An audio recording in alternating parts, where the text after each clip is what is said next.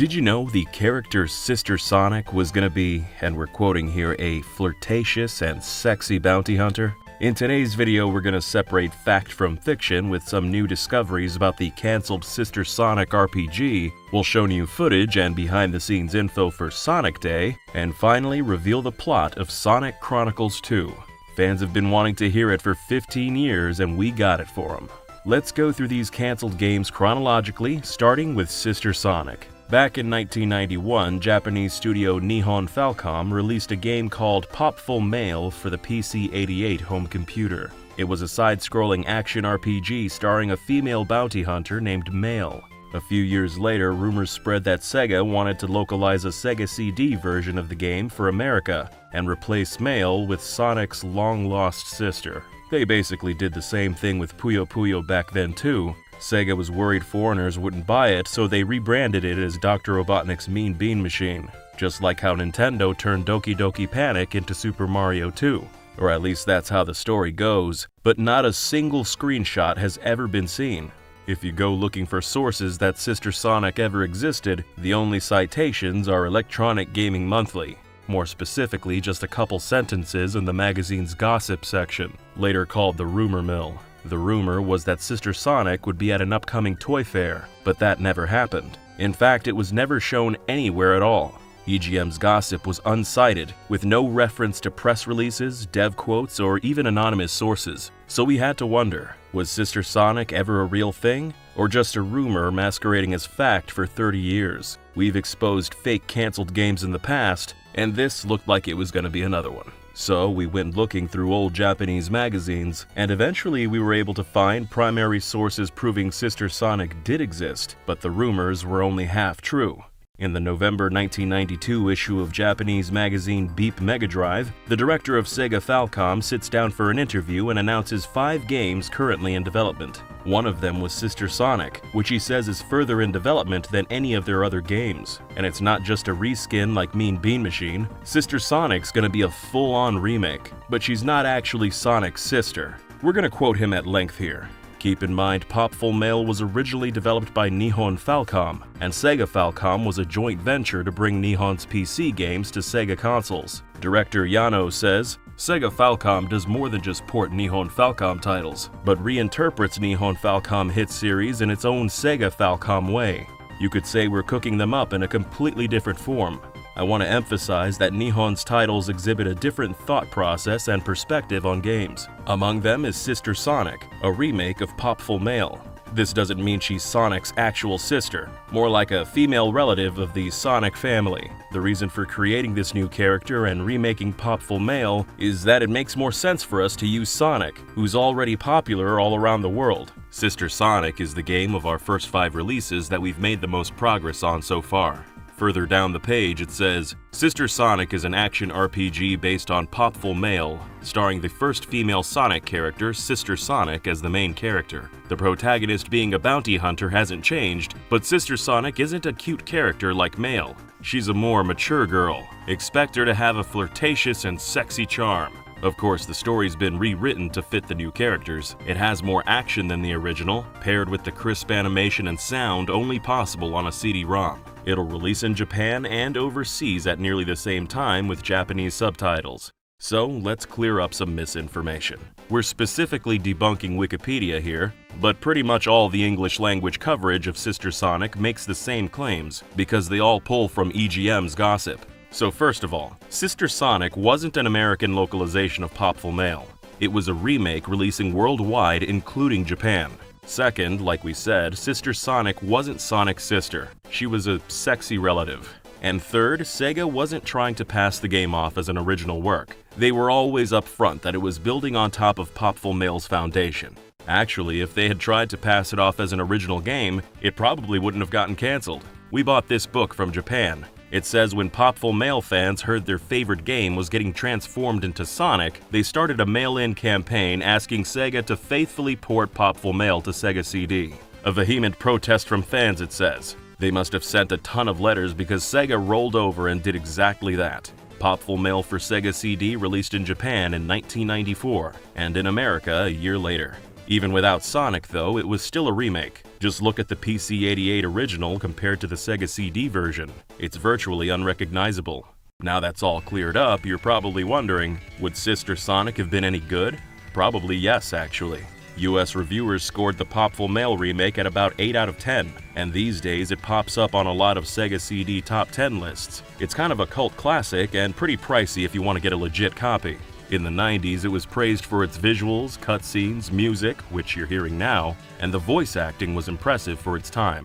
Most impressive, I must admit. Who are you? I'm Mail, Popful Mail. Right now I'm after a dangerous magician called Muttonhead. There's a big reward for him. Presumably, Sister Sonic would have gotten a similar reception, but you know, even better because it's Sonic. And it probably would have taken Sonic fans another decade to get an internet connection and find out it was originally some other game.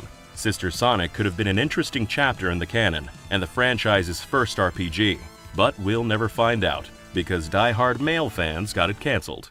After Sister Sonic got scrapped, there's only ever been one RPG in Sonic's 30-year history. But there might have been a whole series of them if it wasn't for one man. Sonic Chronicles: The Dark Brotherhood was a Nintendo DS game developed by BioWare, the same studio who made Knights of the Old Republic and Mass Effect. Chronicles ended on a cliffhanger. Sonic says we'll find out what happens in the next episode. Tails promises another game, and the last thing you see is the end ?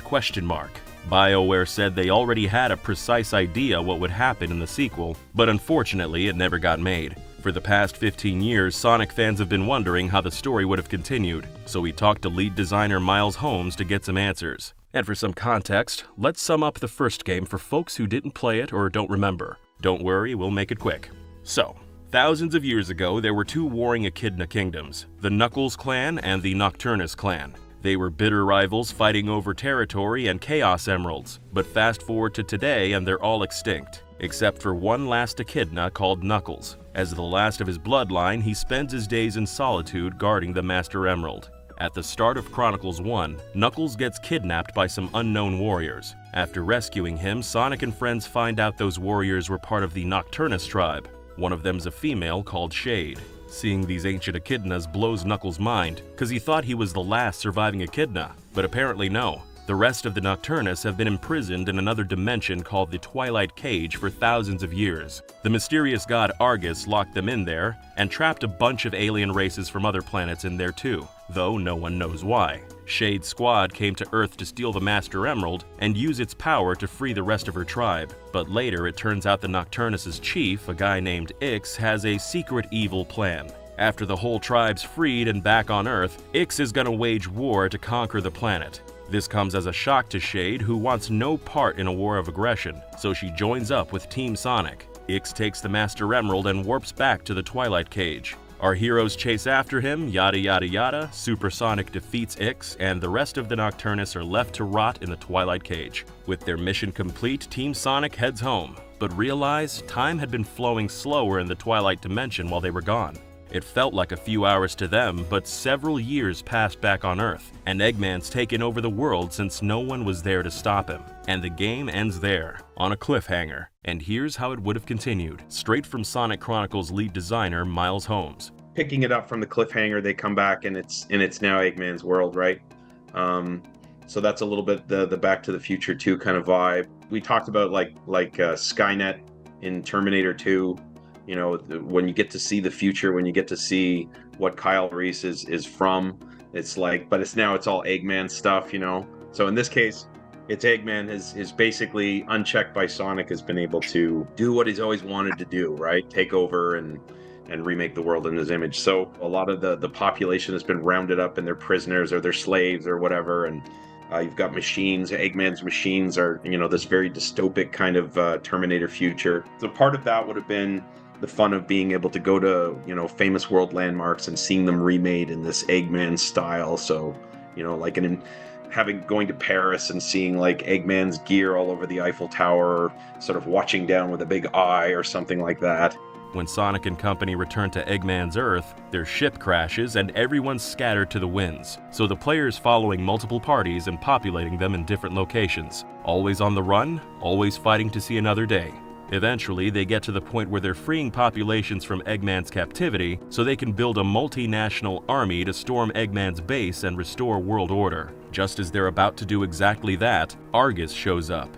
If you recall, Argus was the Mega God alluded to in the first game, much worse than Eggman. Even Super Sonic's not strong enough to beat Argus, so in spite of everything, Sonic and Eggman join forces to take him down. Eggman uses his Mega Death Laser to fire Super Sonic out like a bullet to break through Argus's defenses, thus ending the first boss phase. With Argus weakened, the Twilight Cage is thrown open, and everyone who is trapped inside is set free and joins in a massive climactic battle to finish off Argus once and for all.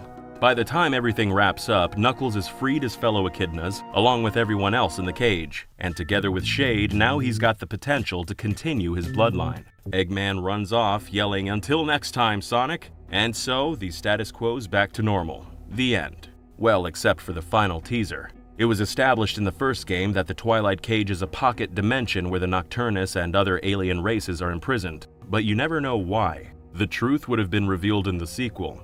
Long ago, an oracle told Argus that someday he'd die at the hands of a mortal, so Argus traveled the universe, locking up entire races that could possibly be a threat, in hopes of escaping the prophecy of his own death. But in the final teaser, it'd be revealed that the oracle's prediction was actually a trick. By gathering up the most powerful races in the universe, Argus was unknowingly building a super team that could destroy him.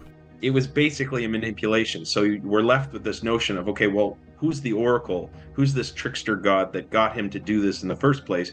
Because obviously he wanted all of this to happen. He wanted Argus defeated, and now with him out of the way, the longer question that would have held, that could have been used over the series is, okay, so we've defeated this one god, but now there's this other god that made all these things happen. Why did he do that? What was it for? And will it eventually threaten us? And if the series was going to continue, then yes, obviously, this is going to be a problem, and we'll come back to it. It wasn't another cliffhanger, more like a teaser that left room for more sequels. BioWare would have considered their work finished with this duology, but hoped another studio or Sega themselves would continue Chronicles as a long-running series. So that begs the question, why didn't Chronicles 2 get made? The first game sold about 1 million copies. It was BioWare's first ever handheld game, and they considered it a success. Review scores came in around 75%, pretty on par with Sonic games of that era. Chronicles was basically free money and brand exposure for Sega, so they were happy as well. In fact, Sonic Team told BioWare they wanted to use Shade and Argus in their own games, and the BioWare guys were thrilled to hear it. But there was one little problem: the Sonic comics. A lot of the comics published from 1994 to 2006 were authored by Ken Penders. In Ken's view, the characters he created for the comics belonged to him, not Sega. Shade in Chronicles is similar to Knuckles' girlfriend Julie Sue from Knuckles the Echidna issue 4. Likewise, the Nocturnus clan bears resemblance to the Dark Legion from issue 1, the Twilight Cage is akin to the Twilight Zone from issue 17, and so on. Ken started copywriting all his creations 2 months after Chronicles launched, then a series of lawsuits kicked off between Ken, Sega, BioWare, and the comic book publisher. Sega's position was basically that they own the Sonic brand, therefore they own the rights to everything published in Sonic comics. Long story short, Sega wanted the fight to stay between Ken and the comic book company, but ultimately got pulled in anyway, and the whole thing dragged on for years. I find it very puzzling. Honestly, I've worked with other people's IP for a long time, as he has, and I've never had any kind of notion that I own anything that I'm doing in somebody else's sandbox. I think if Sega had taken him seriously and litigated properly, it very quickly would have gone away, but it was probably a series of unforced errors that led to the result that we got.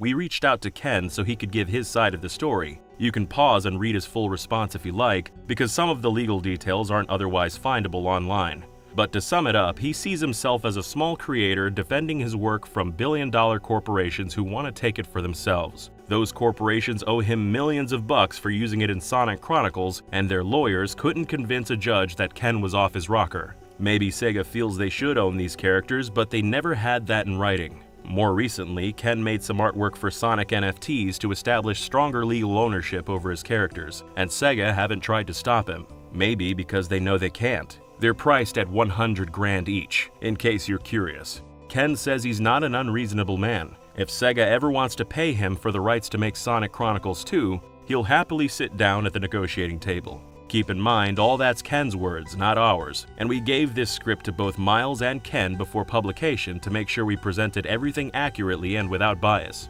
As for who's right, well, that's for you to decide. Either way, there's never gonna be any re-releases of Sonic Chronicles or a sequel until a deal's made in the courts. That'll probably never happen, which means Sonic Chronicles 2 will never be anything more than the plot outline you heard in this video.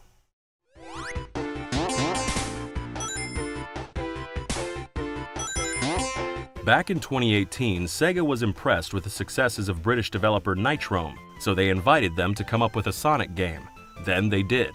It was called Sonic Day, a one-touch runner for smartphones with a new Genesis-style level added every single day. Mario Run meets Sonic the Hedgehog, basically. We spoke to Nitrome director Matt Annell to get the full story and never-before-seen footage. Sonic Day was based on Nitrome's wildly successful 2016 game Leap Day, which was downloaded over 10 million times purely by word of mouth, without 1 cent spent on advertising. Nitrome's been making games for 20 years. Maybe you've heard of some recent ones like Bomb Chicken and Shovel Knight Dig. Anyway, they just happened to run into Sega reps at GDC, who after hearing about Leap Day, asked if they'd be interested in pitching a Leap-like Sonic.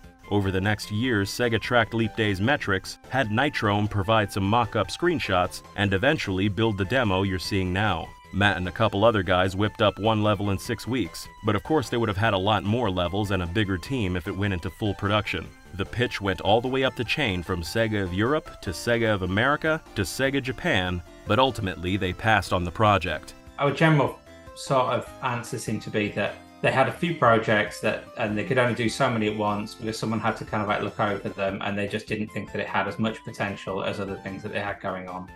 So it is what it is. It was disappointing. You know, obviously we were really keen to make it. It would have been an exciting project. Sonic Day was a secret until a few years later when Nitrome posted 1 minute of gameplay on their Twitter account. People loved it, but there was also some backlash from fans mad at Sega for rejecting the pitch. Sega weren't thrilled about it, to say the least. Nitrome never meant for that to happen, and were, quote, devastated by the negativity. They posted the footage because they made it and loved it and wanted Sonic fans to see it. Matt told us Sega has every right to reject a pitch, and he realizes what's fun isn't necessarily what's profitable. Maybe Sega made the right call. No hard feelings, especially since things kinda worked out for Nitrome anyway.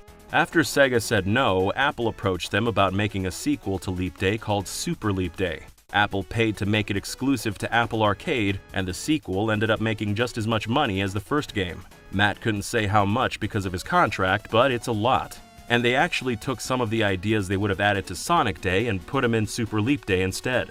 For example, the Sonic demo only had vertical running, but if they'd continued development, they would have added horizontal running as well. They also would have had loop-de-loops, as you can see in this development footage that's basically halfway between Sonic and Super Leap Day. And there would have been unlockable minigames, like the special stages from Sonic 1, and pinball stages because of the franchise's long history with pinball. Sonic Day could have been a great little game with new content 7 days a week. That leaves one last question. Could Sonic Day still get made someday? Matt says, you know, we're Sega fanboys. I had all the Sega systems growing up. We love Sega games. If Sega see this video, if they want to pick up this project or something else with us, we'd be happy.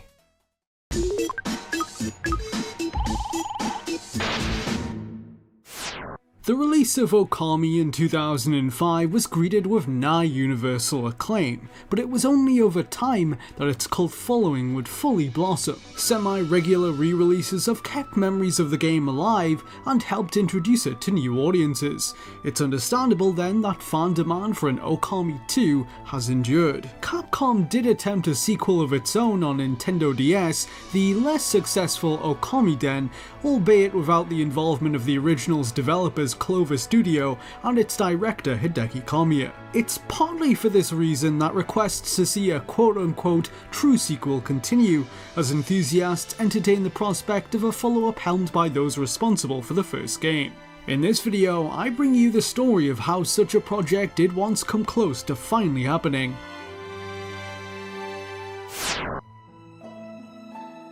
Suggestions of an Okami 2 project have a long history, and not just among fans. Fuel has been added to the fire on numerous occasions by Hideki Kamiya himself. A year after Clover Studio disbanded in 2006, the director spoke to Kotaku about his desire to create a sequel to Okami, but shared word of a possible obstacle in the way of one happening in the near future. He said that Okami's producer Atsushi Inaba had gotten into an argument with the heads of Capcom, an incident which he also attributed as one of the reasons for Clover being shut down by them. Kamiya and Inaba by this point both worked together at Seed Inc., which would later become Platinum Games after a merger with Odd Inc. in 2007. The possibility of bad blood between Capcom and Inaba was the subject of speculation for some time to come, possibly spurred on by Platinum Games and Capcom having little to no public relationship. Rumours about the two possibly collaborating would persist in various forms over the years despite this,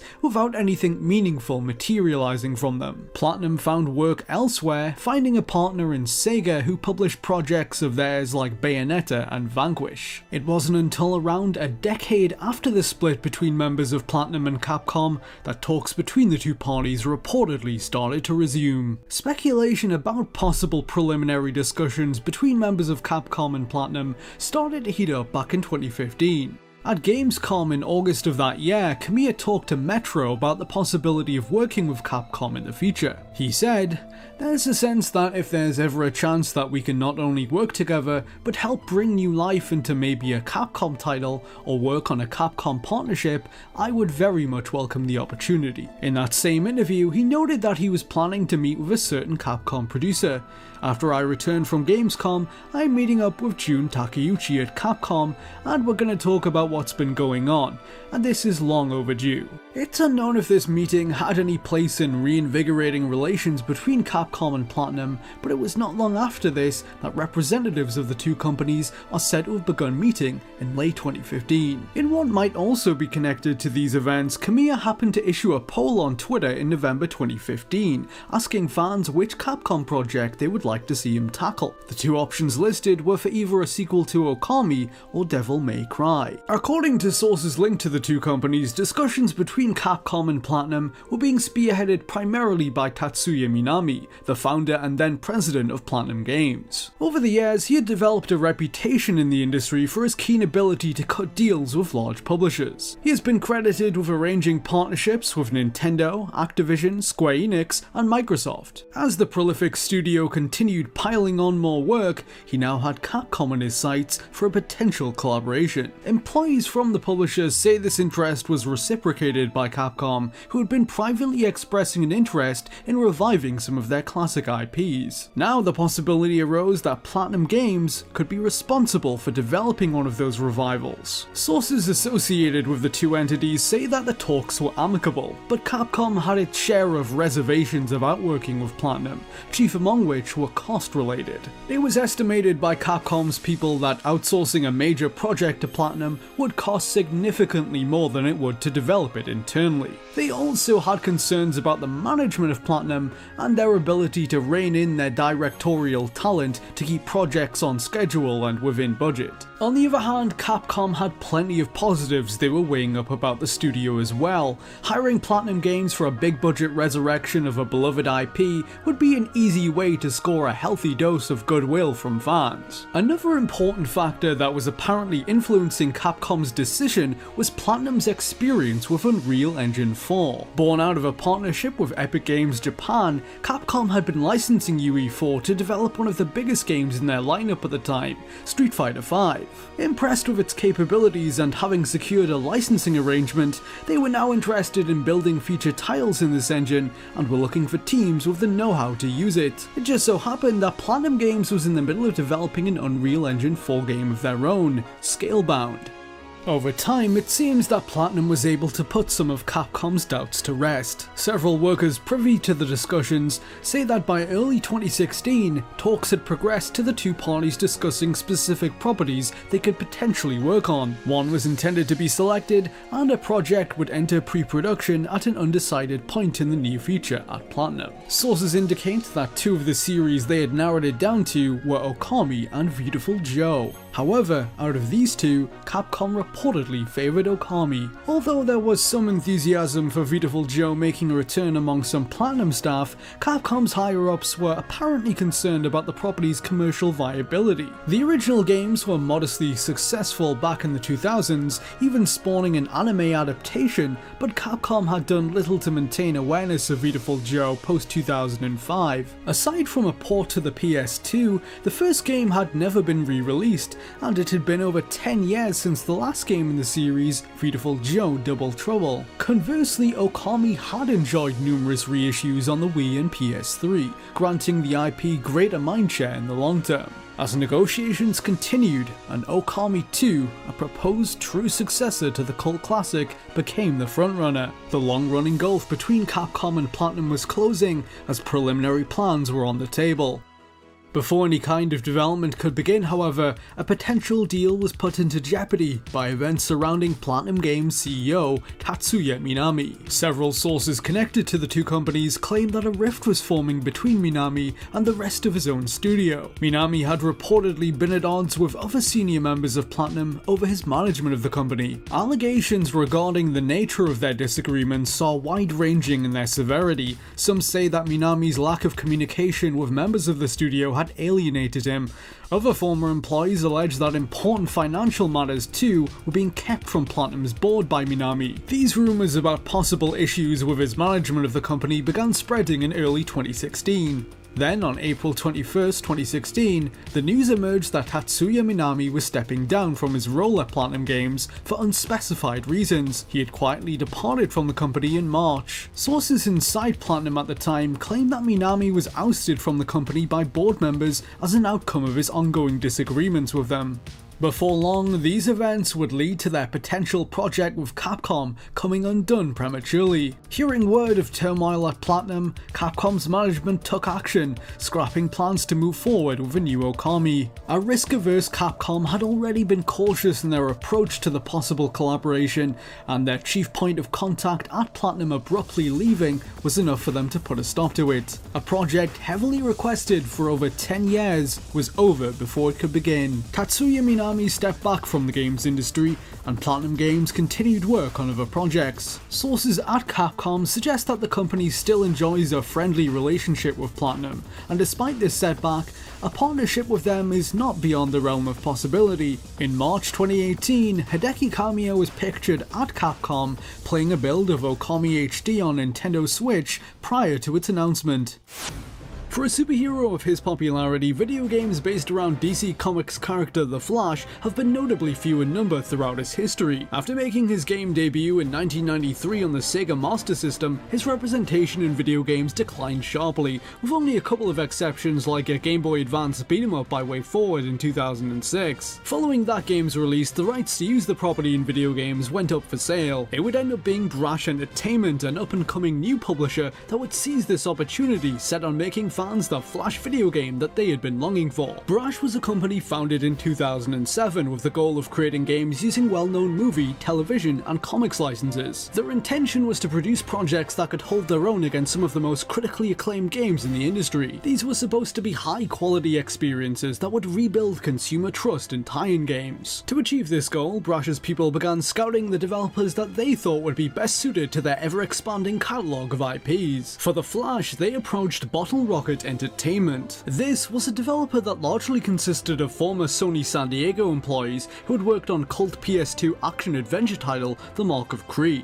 The members of Brash assigned to work on the project were avid fans of The Mark of Kree, in particular of its unique combat system that Bottle Rocket held the patent for. The management of Bottle Rocket had been desperately searching for a new project and jumped at the chance to work on it. By July 2007, development was underway for Xbox 360 and PS3, with a Nintendo Wii version planned too. Initial ideas for the game were fairly vague, but the developers knew that it would be an open-world game with a lineup of the Flash's most iconic villains. The exact scope of the open world, however, was subject to some back and forth. An early suggestion that was floated by the design team was to have the Flash zipping all over America to a number of different cities. These would have been notable locations associated with famous DC characters. He would be notified of another hero, for example Batman, needing assistance with an incident in Gotham, and would have to fast travel over there to help them deal with whatever crisis they were up against. This concept was quickly dropped, seen as being overambitious for their first attempt at the Flash. Creating multiple open worlds and executing them well would have been difficult to manage. Instead, they would focus their efforts on doing an open world which encompassed two neighbouring cities integral to the Flash, Central City and Keystone City. The general look of the setting, according to one artist, was inspired by The Incredibles and the original Mirror's Edge. Although the two separate cities were meant to look distinct from one another, it was designed to appear as though Central City had one foot in the future and Keystone had one foot in the past. Some of the earliest work on the project included a vast assortment of concept art showing the myriad of characters that they intended to work into the story and some test animations. The game's plot was being handled mostly by Bottle Rocket's designers, some of whom were very familiar with the source material. It was also being overseen by veterans comics writer Marv Wolfman, known for his work on New Teen Titans and Crisis on Infinite Earths. While the designers tried to form a story that would work best for a video game project in terms of scale and structure, Wolfman was tasked with helping them fill in the details. The relationship between the three major parties involved in development, Bottle Rocket, Brash Entertainment and Warner Bros. Proved amicable and functioned well. Warner Bros. And Brash supported the developers on the vast majority of their ideas, resulting in a healthy creative environment with plenty of freedom to experiment. One of Brash's only demands was that it would centre around the Wally West version of the Flash, who at the time was the prominent iteration of the character in the comic books. Brash and Bottle Rocket had a vision for their use of Wally in the game. It would be his equivalent of Batman's Year One story. It would be set within the first 12 months of his superhero outings, as he gets to grips with his abilities and the Flash's long list of pre-established rivals. Wally was not the only Flash in this universe, as he was picking up the mantle after Barry Allen, who was no longer around. The idea behind Wally starting the game as something of a rookie was to give the developers a device to gradually introduce new game mechanics to the player. As Wally continued to discover the extent of his powers, the player too would steadily learn more about how to use them. Much of development on the game was spent fine-tuning the controls and balancing accessibility with giving players a good level of control over the Flash. He could turn 180 degrees on a dime at the push of a button, and they were considering adding a 90-degree turn to the shoulder buttons, allowing him to change directions instantly. One developer I spoke to compared this to the light cycles from Tron. For the developers, encapsulating the sensation of moving at high speed was top priority. They spent months tweaking the mechanics, trying to find how to make it feel right. Initially, they thought that slowing down everything in the Flash's environment when he was in motion might be a good way to accurately portray his powers. However, upon experimenting, they realized that it failed to convey the thrill of speed to the player. Moving past objects like cars while they were suspended in slow motion might have been more comic accurate, but the developers arrived at the conclusion that this simply wasn't as fun as having them move normally. A greater impression of speed was created by having the vehicles move at their standard pace as they rushed past the player. The only times when a slow-mo effect would be activated were when the Flash reached his absolute fastest setting or pulled off a special attack. Eventually, they settled on several different levels of speed for the Flash's movement that the player could cycle through. This started with a standard walking pace, moving up to the speed of an Olympic runner, and then into two different set levels of super speed. The Flash would build even more momentum by pulling off tricks in the air, grinding off rails, and running without being stopped. Once he gained enough speed, he could run up the side of buildings and propel himself further through the air. Using a combination of speed, aerial tricks, and combos, he could reach previously inaccessible areas in the overworld. In the final version of the game, he was intended to be able to go faster than he could in any of the prototype builds seen here. Early on, the developers discussed whether or not their version of the Flash would be able to phase through matter, passing through objects as he could in the comics. Including this power posed potential design problems. Communicating to players what they could and couldn't phase through would be difficult,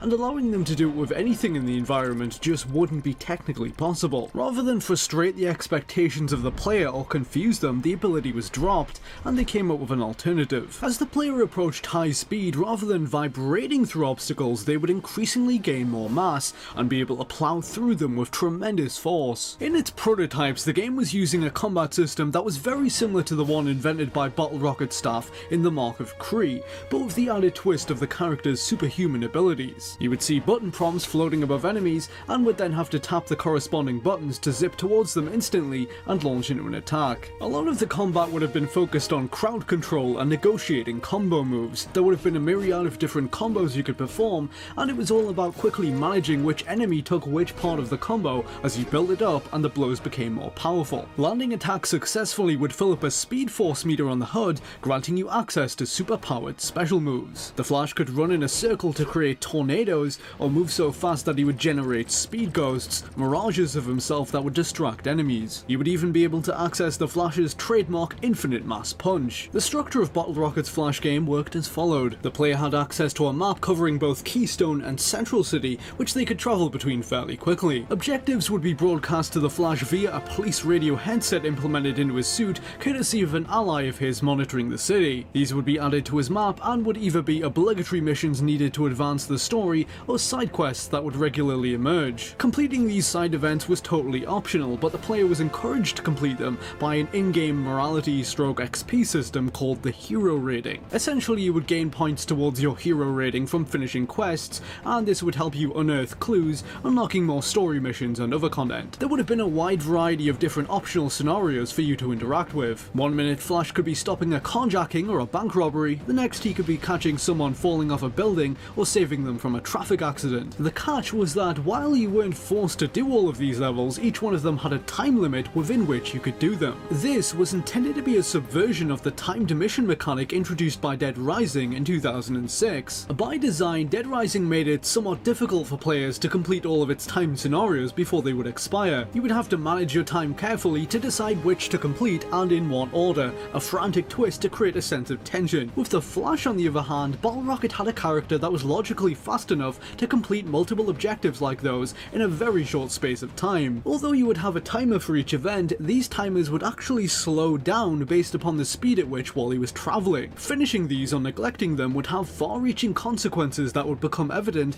as the player explored the world. If the Flash was more successful and began to resolve a decent amount of them, the environment would change for the better. The civilian population would start to appreciate the Flash more, cheering him on as he passes them. They would paint street art in his honour, stores would start selling Flash-themed products, and the streets would become slightly more busy as people became more at ease. Eventually, as your rating maxed out, you would see them erect statues of the Flash. Central City would open the Flash Museum, and the more you played through the story, the more memorabilia would be added to it to celebrate his victories. Conversely, you could try ignoring the needs of the people and would see the negative side effects of doing so. The populace would start to turn on the Flash as he got less favourable coverage from the news media. As crime figures rose, you'd start hearing distant gunfire and police sirens and seeing buildings being vandalised. This is just a very small sample of the many positive and negative effects they were going to add. The main story was planned to have around 10 to 15 chapters in all, each one revolving around a different member of the Flash's rogues gallery. 11 different bosses had been concepted over the course of development with a variety of unique designs. These included Weather Wizard, Murmur, Captain Boomerang, Pied Piper,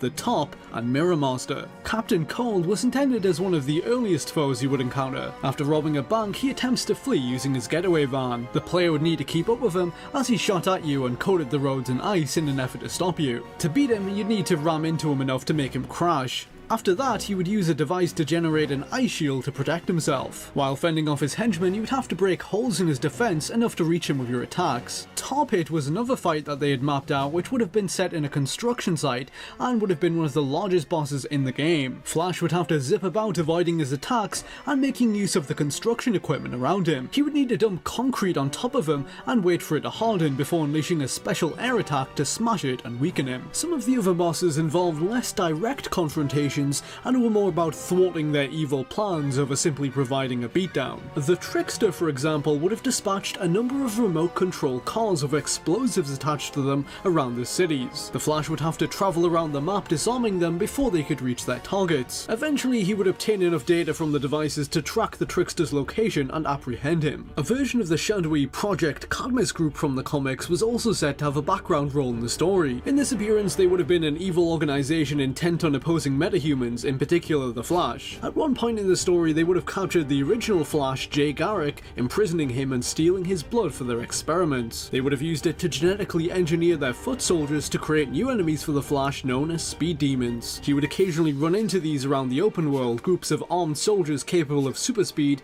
that he would have to defeat by making them crash into oncoming obstacles or slamming them into barriers. Overall, there was a lot of thought and consideration being put into the narrative details making up the world of the Flash, Flash, although it would take a while for the true overarching plotline that was weaved throughout the game to come to the foreground. Ultimately, the player would learn that the character that has been feeding you information throughout the whole game via your headset is none other than the Flash's nemesis, Professor Zoom, hiding in plain sight under his civilian alter ego, Hunter Zolomon. Frustrated and tired of being defeated, Zoom enlisted the aid of Gorilla Grodd. Together, they have constructed and hidden a series of devices around the cities. These machines are activated when the Flash taps into the Speed Force to use his powers, and the more this happens, the more energy they consume and disrupt the city. They would start to produce rifts, pulling civilians into the speed dimension itself. Eventually, Wally would come to realize his plan. He has been harvesting energy and trapping people inside it to draw Wally in, since Zoom has a greater level of control over the elements inside the speed dimension. Hunter helping Wally was all a front to manipulate him into using his abilities around the cities. Gorilla Grodd's role was developing new technology for Zoom's machines and secretly enhancing the villains around the cities. Wally would have confronted Grodd and his army of gorillas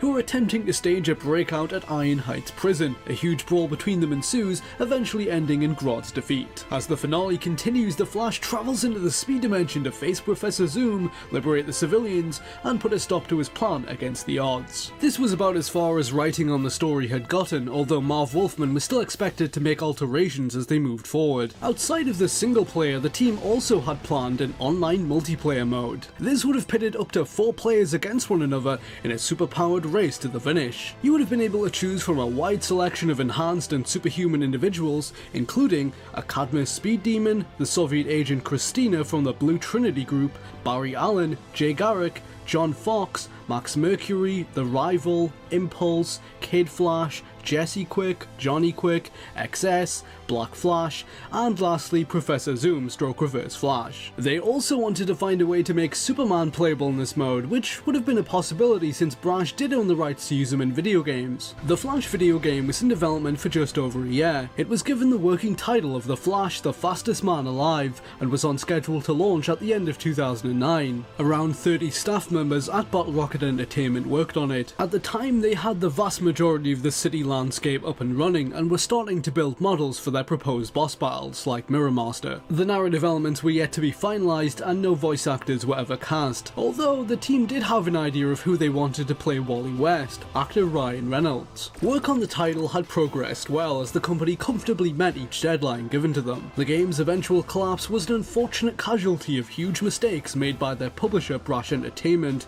and was completely beyond their control. Brash had been set up and sold to investors on the promise that it would deliver a new gold standard for licensed video games. As of 2008, the publisher had failed to live up to these sentiments. Their management had almost no shared experience of running a game publisher, and most of them had never even worked in the industry. It was a company run out of Sunset Boulevard in Hollywood, mostly by film producers and businessmen from backgrounds in other industries. Essentially, they tried to run the business as if it was a Hollywood movie studio, taking on lower budget, lesser quality tie-ins first as a means of funding the more ambitious projects like The Flash that they actually were interested in doing. The managers of Brash cut corners. Desperate for work, they signed contracts with film studios which forced their developers into making games within extremely short development cycles. Their Jumper video game, for instance, was made in around only 6 months. This bold strategy of theirs didn't pay off. Critics gave scathing reviews to their games and sales were well below expectations. Their investors began to pull out one after the other as 2008 went on. Altogether, this crippled the publisher financially. Towards the end of the year, their development partners around the world, like Bottle Rocket, inexplicably stopped receiving payments from them. By November, it was official. Brash Entertainment was filing for bankruptcy and ceasing its operations. Without a publisher to fund it, Bottle Rocket was left with no other option but to permanently stop development on The Flash.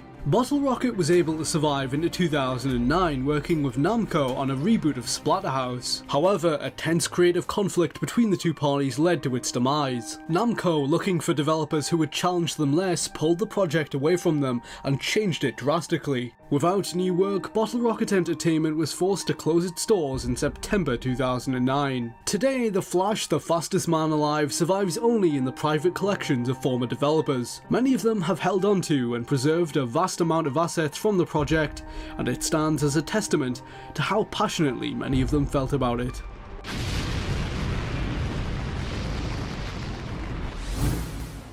As Marvel's cinematic universe was first dawning, 2007 saw Warner Bros. Quietly plotting an aggressive multimedia strategy to push some of DC's premier superheroes into the spotlight. Movies like Christopher Nolan's Batman series were a given, but video games had an important role to play in this plan too. They had laid out a slate of big-budget games centered around various key properties to be made by some notable Western talent. Their intended lineup included an open-world game based around The Flash by Bottle Rocket Entertainment, a Batman title by Rocksteady, and Superman from Factor 5. This onslaught of DC superhero content was set to kick into overdrive with the Justice League. Mad Max director George Miller had signed on to helm a Justice League movie initially scheduled to drop in 2009. Coinciding with its release would be a video game being prepared by Double Helix Games. It was being developed with Xbox 360 as the lead development platform, with Nintendo Wii and PS3 versions planned too. The project began in around early 2008 when the video game division of Warner Bros. Contacted them to see if they would be interested in producing such a title. WB's guidelines appear to have been fairly loose, but by all accounts they wanted an action game specifically with a varied selection of playable characters that would include the core members of the Justice League like Batman, Superman, and Wonder Woman. According to a former employee from Double Helix, the company was tapped to develop it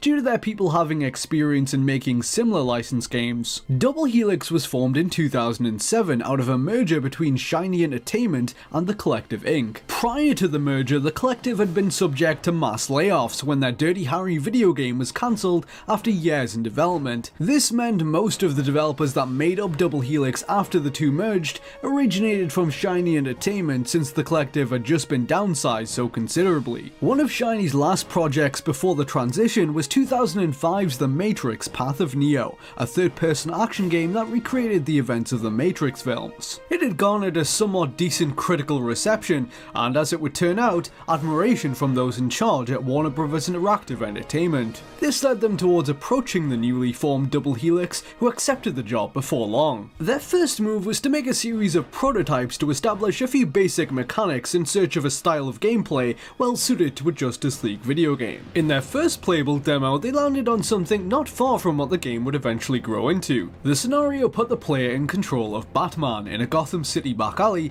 who had to fight off a series of nondescript enemy robots. The early proof of concept was inherently primitive, but adequately conveyed their ideas and how they intended to follow through on them. According to a developer from the team, it directly lifted technology that was originally built for Path of Neo, another game that heavily incorporated hand-to-hand combat with multiple enemies simultaneously. Their cost-saving ability to repurpose pre-existing tech like this would understandably land them in good favour with Warner Bros. Double Helix expanded around this time, bringing on a number of employees on a contract basis to work on concept art through pre-production. The period that would follow was spent negotiating the look of the game and the characters that would feature. They looked at plenty of different options for playable characters before narrowing it down to a tentative number of 16. The character roster chosen featured 5 different Justice League members: Batman, Superman, Wonder Woman, The Flash, and Green Lantern. The only active member of the group that wasn't playable was Martian Manhunter, with the justification given that he acts as a guide character during the game,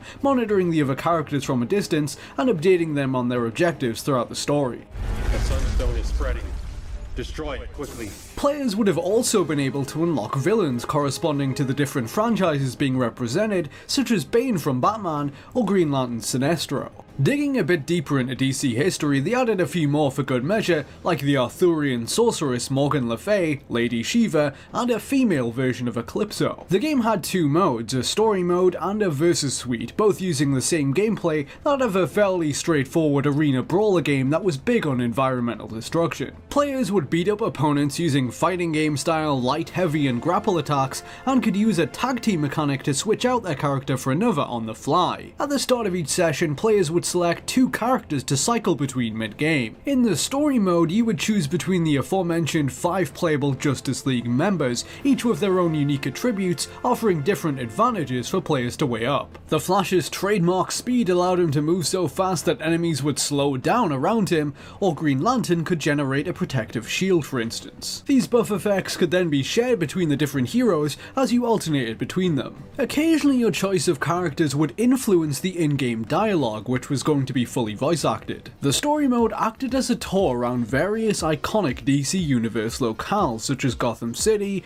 Themyscira, and the Justice League Watchtower. Each mission would see members of the League clash with a different villain and their respective underlings throughout the stage. For example, a Superman-centric level set in Metropolis tasked you with thwarting the plans of Cyborg Superman, who has reprogrammed an army of manhunters to do his bidding. Successfully defeating each villain would then allow you to purchase them from a store interface using experience points gathered during the campaign. Through an injection of light RPG elements introduced by the team, the in-game currency could also be spent on enhancing your heroes in the story mode. Players could level up their individual damage and health in addition to purchasing and upgrading new moves for them. This would open the gateway to more powerful attacks like the Flash's Crimson Tornado. Since it was planned to release alongside the George Miller Justice League movie, WB was taking steps to make the game tie into it, although the finer details of how exactly this would have happened were never decided. The plot of the video game was supposed to take place in the same world as the film, a universe in which the League has already been in operation for a number of years, and superheroes are an everyday fact of life. The game would have opened to Hal Jordan's Green Lantern battling manhunters on Warworld, an artificial planet that has been imprisoning superpowered individuals and making them fight to the death in its deadly gladiator arenas. Their brawling is interrupted when Warworld's leader, the cosmic supervillain Mongol, enters the ring. As Green Lantern, the player must defeat him in the game's first boss encounter. A cutscene plays once Mongol is defeated, in which Green Lantern seals him inside an energy construct made by his ring. Before he's able to escape, an all-powerful Guardian of the Universe arrives to cast judgment on Mongol for his transgressions. For genocide and other crimes against the universe, the Guardian permanently imprisons him on Warworld, creating a force field that is impenetrable to Mongol, but others can freely pass through. Green Lantern leaves while the villain vows revenge, promising to destroy all he holds dear. Back on Earth, various supervillains begin rising up against the Justice League and collectively attacking them, pulling them in all different directions around the globe. The Reverse Flash seizes the Flash Museum using a posse of Omax and ninjas, Eclipso uses her magic to possess the populace of Themyscira, etc. The Justice League heroes set out to vanquish each of them, and unearth who is behind this sudden spike in supervillain activity. After 2 acts spent delivering beatdowns to the big bads of the DC universe, they would ultimately trace its origins back to Mongol. He is used his enormous influence to distract the League from his activities, teaming up with some of the other villains while he prepared his true plan on Warworld. He has managed to obtain the Phantom Zone projector, a device which will allow him to transport himself and Warworld inside the infamous prison dimension. The Guardian's force field is unable to extend into the Phantom Zone, which will enable him to finally escape. The Justice League rushes to stop Mongol, but find themselves pulled into Warworld and forced to compete in its games. The final act would have seen the heroes fighting through a series of arenas on Warworld before facing Mongol as the planet enters the Phantom Zone. Inside, he is joined by one of its most notorious inmates, General Zod, who now fights alongside Mongol in exchange for his freedom. In a climactic confrontation, the League must procure the Phantom Zone projector and defeat the duo at all costs. Once successful, a last cutscene would have shown Mongol being condemned to life imprisonment inside the Phantom Zone by the same Guardian of the Universe encountered earlier. The Justice League gathers, smirking as they watch him being forced to inhabit the same space as Zod, who now pledges to spend eternity clobbering him for his failed escape plan. According to one developer who worked on the game, the team had tried to mimic the light-hearted nature of the animated Justice League TV shows from the 2000s. This is evident from some of its jokey dialogue and quirky special moves. In one of them, the Flash can be seen starting a combo by tossing a cheeseburger up into the air and then catching it after having wailed on an enemy. The tone was partly down to the fact that the George Miller movie in development was drawing inspiration from them too, but also due to the game's writing staff. Narrative elements were being overseen by the late Dwayne McDuffie, a writer who worked on both the 2001 animated series and its follow-up Justice League Unlimited. Comic scribe Marv Wolfman, whose works include Crisis on Infinite Earths, was also involved. With the caveats that missions can be subject to bugs and balancing issues involving certain characters, it is entirely possible to play the story mode from beginning to end in its last prototype build. Having said that, some former members of Double Helix insist that it was still fundamentally incomplete. Aside from all the polish that had yet to be applied to it, writing for the story hadn't even been finalised, meaning there was still room for it to change significantly had development been able to continue. None of the cinematics were finished, and the professional voice acting had yet to be recorded. As a temporary solution, there were many placeholder clips voiced by the game's developers. Alongside their campaign, the versus mode was shaping up to be quite robust. It had 19 unique arenas to fight in, and each of the 16 playable characters had multiple skins referencing their different appearances from over the years. Batman could don his look from the 1960s Adam West era, and Bizarro could be put into a tight-fitting Clark Kent disguise. Some of the skins even allowed entirely different characters to become playable. The Flash could be changed into Jay Garrick, and Batman could be toggled into his doppelganger,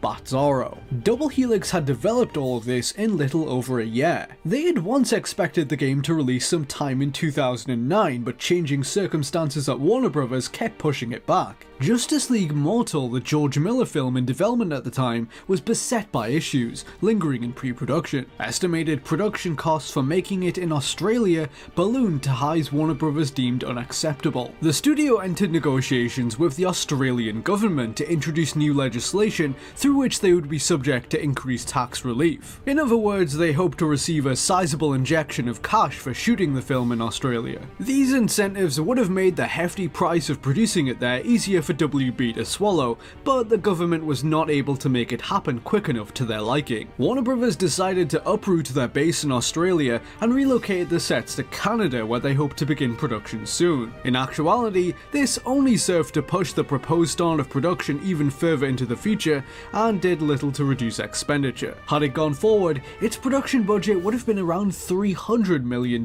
which would have made it one of the most expensive of all time. An indecisive Warner Bros. Dragged Justice League Mortal through development hell into 2009 before finally killing the project around May. There were hopes initially that Double Helix's game, codenamed Justice League Arcade, could survive the cancellation of the movie. These would soon be dashed when Warner Bros. Pulled the plug on the game as well in around June 2009. This isn't where the story ends though. While the Justice League movie was dying a quiet behind-the-scenes death, WB had another big comic book movie being worked on based around Green Lantern. With Double Helix still on board, they had them harvest code from Justice League and use it as a basis for a new Green Lantern video game to tie into this upcoming film. Their earliest prototypes for the Green Lantern game from August 2009 placed the hero in the Themyscira level from Justice League and had him fighting Amazonian soldiers. 2 years later, after much reworking, the game would be finished as Green Lantern Rise of the Manhunters, which released in June 2011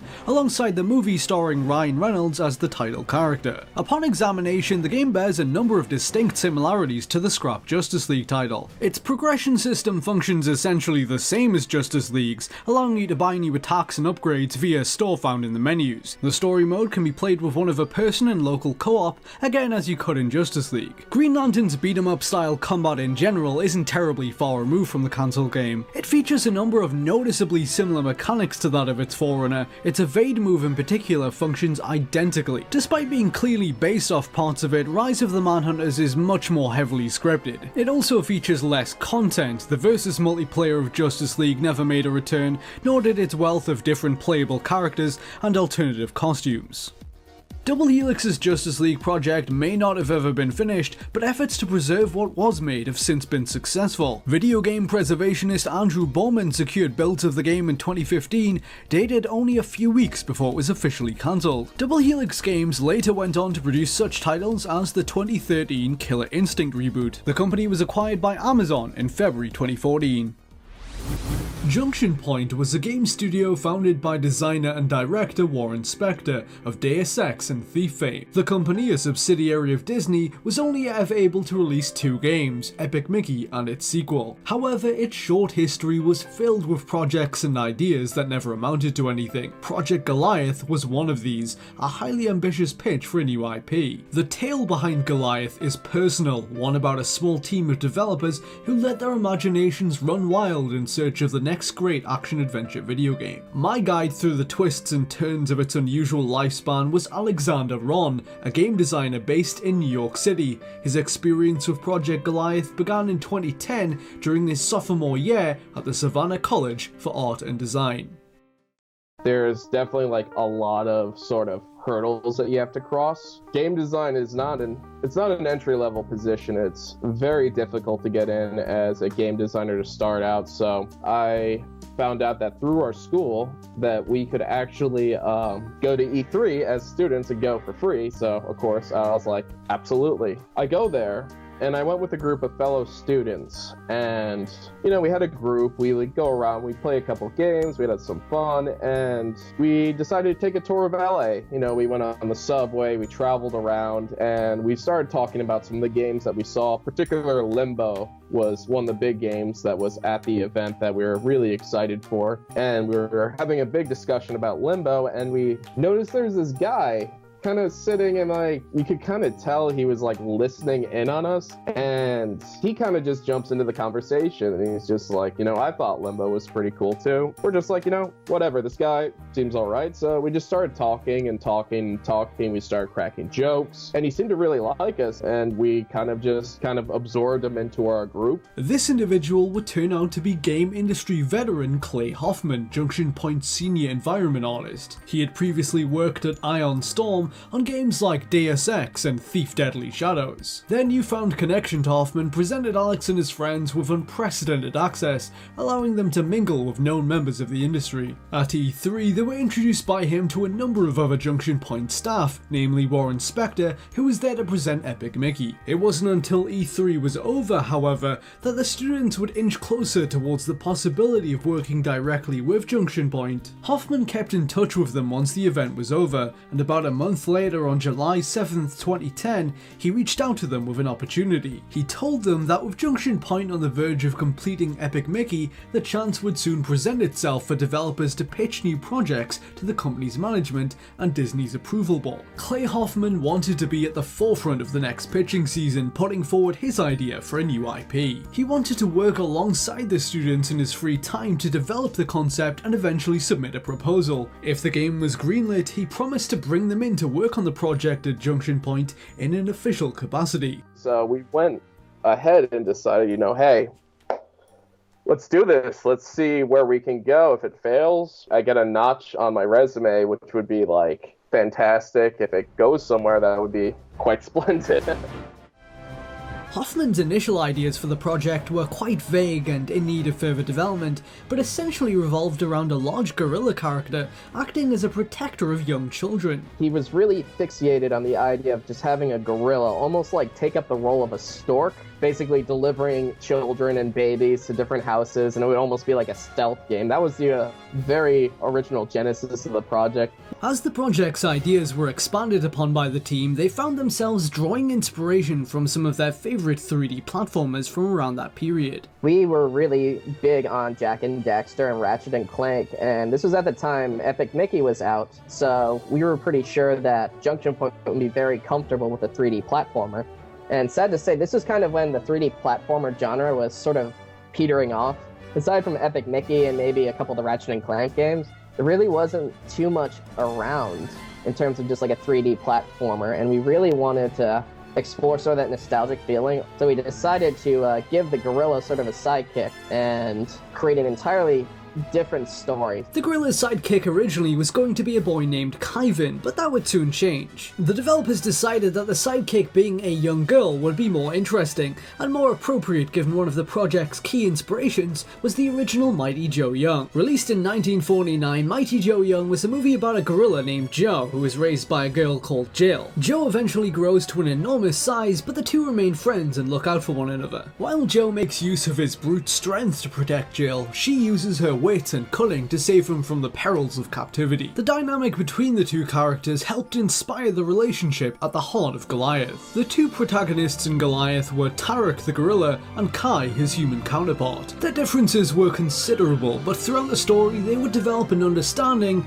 and eventually a close friendship. At the center of the story were underlying themes of family and belonging. Kai was a young girl who had fled her home by boat, looking to escape her family with whom she has a troubled relationship. Her ship ship is ravaged by a huge unseen creature beneath the water, and she finds herself stranded on an uncharted island. As she wakes up, the island rises up out of the water and into the sky. Searching for help, she spots a large gorilla running into the jungle, a siren sound in the background. She chases after him and the two come face to face. Tarek is an oversized gorilla with cybernetic enhancements that was taken against his will from his home planet. He was brutally experimented on by his captors and augmented with special abilities, including super strength. The two of them come to realize that they are mutually interested in escaping the island and uncovering the true nature of their situation, so they decide to team up. Kai climbs aboard Tarek's back and their adventure begins. In their journey, the couple often have to fight a variety of behemoths enemies, including robots and other cybernetically enhanced creatures. Tarek's ample strength and skill in combat can be used to defeat some of these, but not all of them are susceptible to mere melee attacks. This is where the much smaller and more nimble Kai would come in, jumping down from Tarek's back to climb these Goliaths and begin sabotaging them. Fights like these would play out in different phases. For example, Tarek would initially have to attack a certain section of an enemy to expose an opening or a weak point. Then Kai could scale its outer shell and climb inside it. The player would then switch to a section in which they guide Kai through its interior with the goal of finding a weakness. Some of them would be so big that they would be comparable in size to a full level in other games. Once inside, Kai could, for instance, use her engineering skills to modify the creature. This would cause some of its armor plating to fall off or one of its robotic limbs to disconnect. This would then allow Tarek on the outside to exploit this new vulnerability. It sort of became this really crazy sort of tag team, almost like tag team wrestling dynamic that you would have with the duo.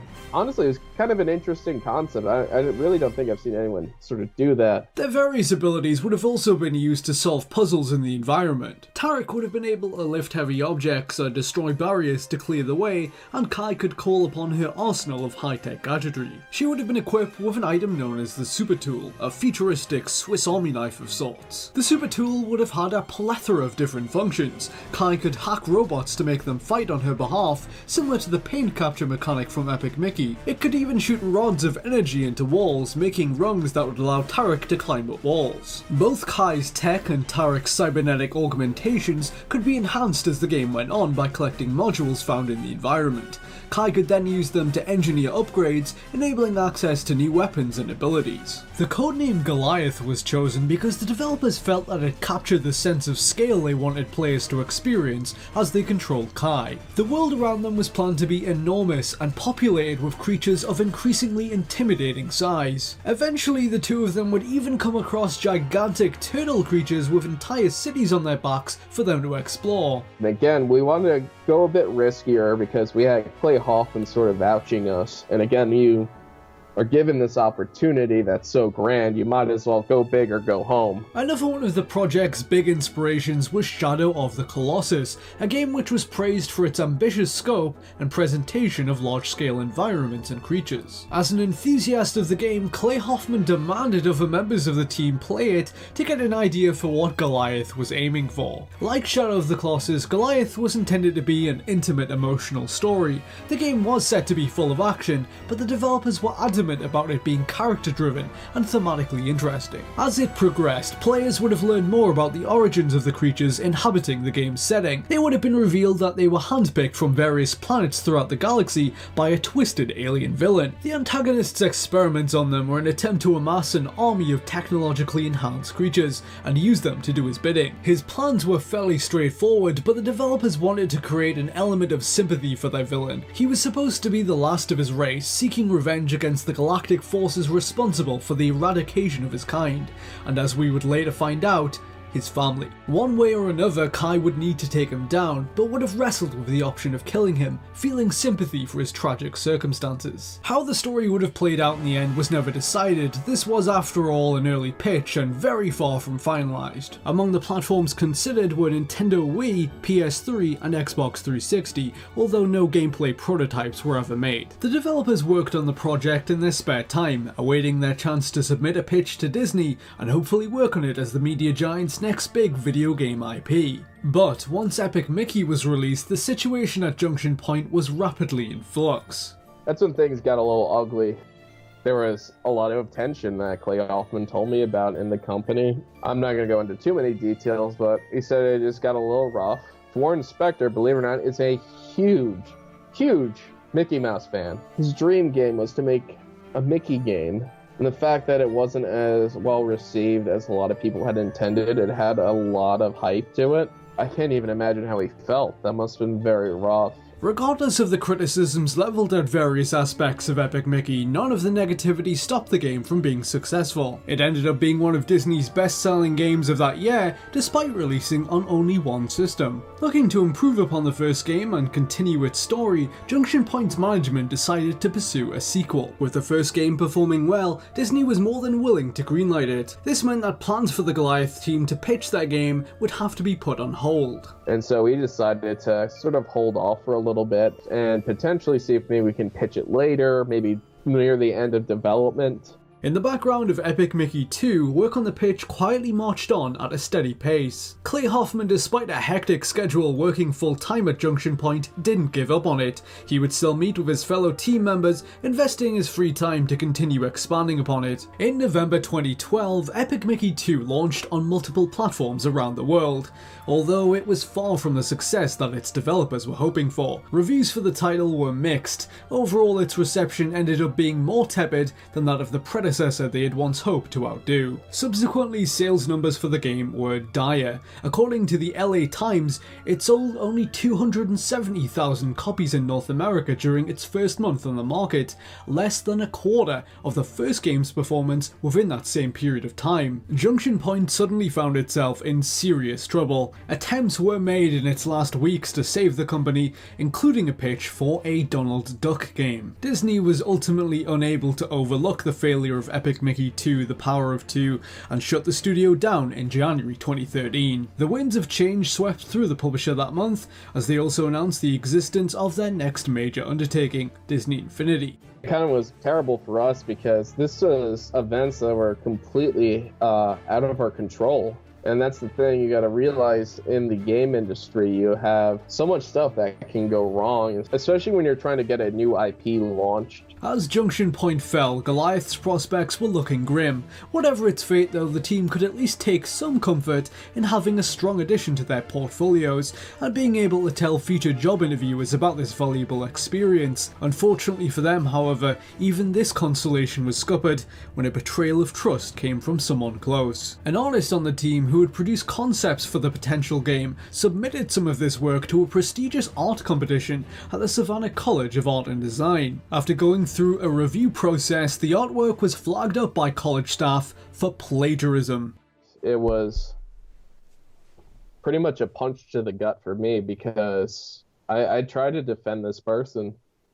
I even spoke to them and I'm just like, listen, how can this be possible? We work together. I know you're talented and I've seen what you did. And this person basically told me that they're all out to get them, that this was all bullshit, And I, for a while, believed that person. And, until I got contacted by a friend of mine who actually worked for the student council. And they knew about the project that I was working on. And they showed me the evidence. And honestly, it was probably one of the most rough experiences of my life. And I'm going to send it to you. And I guess you will show the people who are watching this video. Yeah. It was heartbreaking. It just killed me. I could not believe it. And the problem was, because of this, some of the people who were involved in the project had to take their name off of it. And we had some people who might or might not be quite important. And all of a sudden, sort of this crown jewel of my portfolio and sort of this project I put so much time into became sort of this item of contention with the school. And this person eventually left in shame before they received any sort of repercussions for their actions. And from this day on, whenever I show this project, I have to tell the people that this art might or might not be plagiarized. And all the work that we really put into it, just the hours, just sort of this dream come true, just completely shot to shit. And so on top of not only just losing our opportunity to pitch this, we find out that we had one of the people that we were very trusting, who I considered to be a great artist and a friend of mine, just stole someone's work. And in the game industry, that's how you get on the blacklist. This incident was the last straw for Goliath. With an indefinite amount of their art having been plagiarized, they were left unable to pitch it to Disney, or any other publishers for that matter. With the exception of the aforementioned artist in question, each of the students went on to land various roles in game development. Clay Hoffman, on the other hand, quit the game industry altogether when Junction Point was shuttered by Disney to work as a freelance artist and UX designer. He wanted to get kids and people who were younger sort of the opportunity to prove themselves. He could have had the pick of the litter. He could have gone around and brought other major people on, but he wanted to bring a lot of younger people on, and he wanted fresh new ideas, and he wanted to give young people an opportunity and a shot in the game industry. And we need more people like Clay Hoffman in this industry, who is willing to take a risk and let young people get involved in the game industry, especially those who are just starting out.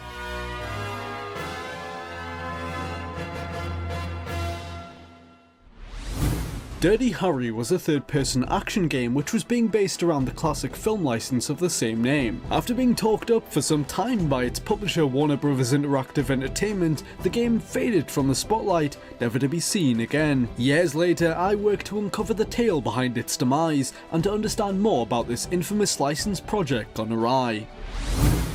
The first traces of the Dirty Harry video game date back to 2004. Warner Bros. Had been seeking to propel Dirty Harry back into relevance with a strategy set to culminate in 2007. This would have kicked off with a Dirty Harry HD DVD film collection releasing that year. Whereas that product was targeting older, more seasoned fans of the series, WB would commission a video game to attract younger audiences. Around June 2004, they began inviting people to pitch for the rights and share their ideas for how to use the property in the realm of gaming. Among the participants was Argonaut Games, the developer who was once responsible for the infamous unreleased title Star Fox 2, as well as the Croc series. A couple of other studios presented proposals, but it was the Collective Inc. who ultimately locked down the contract. They were hired to produce a Dirty Harry video game for Xbox 360 and PS3. Shortly thereafter, Warner Bros. Also partnered with Sensory Sweep, a studio in Salt Lake City, Utah. Both developers were veterans in the field of licensed games. While Sensory Sweep's involvement was never officially announced, their role in the Dirty Harry video game is integral to the story behind it. They essentially worked on a second version of the game for other systems. It was decided very early on that they would make their own game from scratch rather than port the Collectives over. It followed the same plot, had similar gameplay, but was an alternative approach being made primarily for less powerful systems, with the exception of the PC. Sensory Sweep was set to release it on PS2, the original Xbox,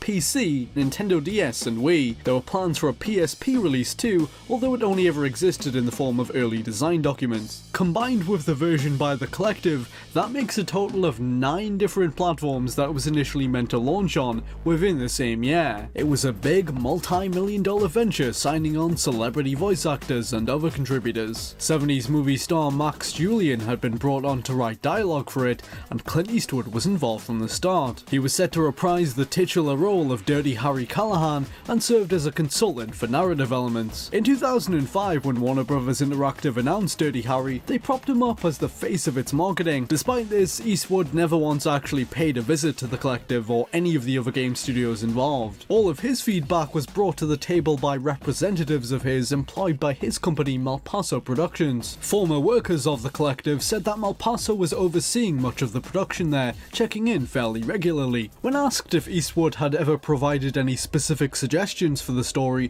they could recall only one instance when he apparently requested Harry's love interest be an Asian woman. Development at the Collective faced challenges from the get-go. Their management was insistent that the company use its own internally developed engine for the project. This was a policy they adopted in 2002, as they had hoped to popularize the engine enough that other developers would pay them to use it. It was first used to make a video game adaptation of Buffy the Vampire Slayer, and was dubbed the Slayer engine in its honor. When Dirty Harry was starting out at the Collective, dev kits for both the Xbox 360 and PS3 had yet to be sent out to them. The team, however, had deadlines to meet, and therefore had to begin making the game assets regardless. This might not have been such a problem had they not been expecting the new consoles to produce perfectly lifelike graphics. When the kits eventually arrived, the hardware wasn't nearly as powerful as they had been anticipating. Because of this, they had overdeveloped their earliest assets for the game. They had to tweak and redo them, costing valuable time and money. This was on top of the added expenditures of modifying the Slayer engine to work with the new systems as well. According to one of its lead designers, the early development environment of the PlayStation 3